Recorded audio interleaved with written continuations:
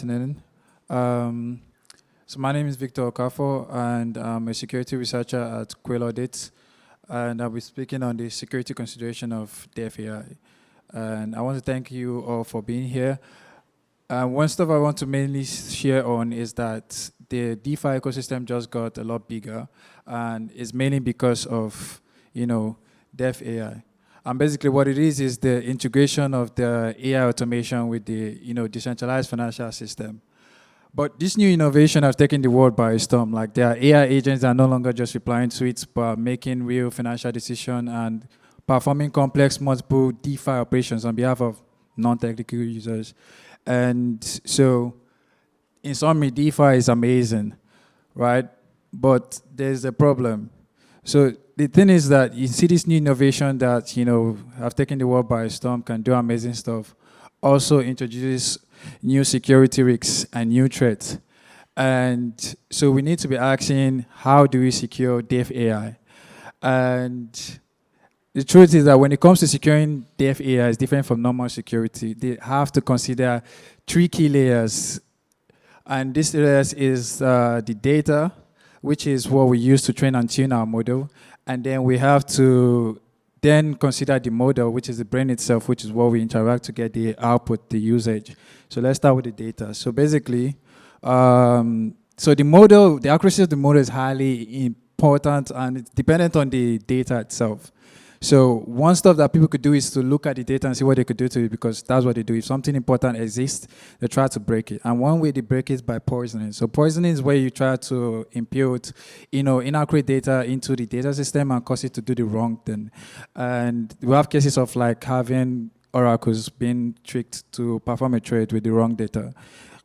So there's also cyber attack and exfiltration. Exfiltration is similar to poisoning, but it's almost the opposite. So exfiltration, you're trying to get data out of the system and not really trying to impute data. And so, yeah, how do we protect the data? So what we actually kind of want to be doing is classification. So you want to know, so I want to know where the right data is, and the ones that are not right, I want to know where they are. And I also want to encrypt the data set so that in the case of an exfiltration attack, like I said, exfiltration is when you try to get data out of the system. You want to be sure that it won't cause any harm, because you know that it only requires authorized users to actually read the data. And we need to strengthen access control and monitoring. So now let's talk on the model itself. So model is the brain itself, but it operates kind of differently because most people don't actually build the model from scratch.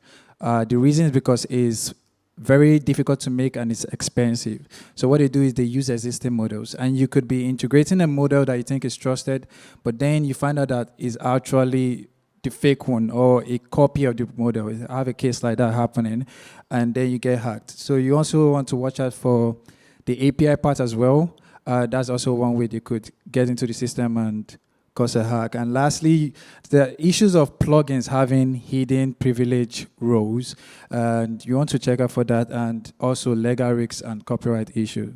So how do we secure the model? We want to verify. You want to verify the source. You want to know it's actually the model you're integrating, and you also want to scan for any hidden privileges. And as well, you want to have a separate wallet keys for each API, AI you try to integrate, because so that in the times of an attack, it doesn't escalate around. And of course, ensure IP compliance. So now let's talk on the usage this time around.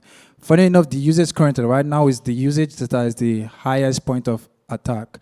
And one of the most common one is prompt injection. And prompt injection usually leads to biased output, and it leads to like denial of service attacks, basically where you overload the AI with so many prompts, it starts slowing down for quick transactions.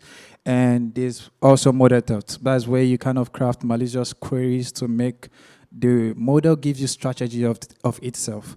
So, and lastly, you want to define how to secure the usage. You want to monitor for the weird patterns and queries, and you also want to implement guardrails and restrictions of certain things the AI should never do.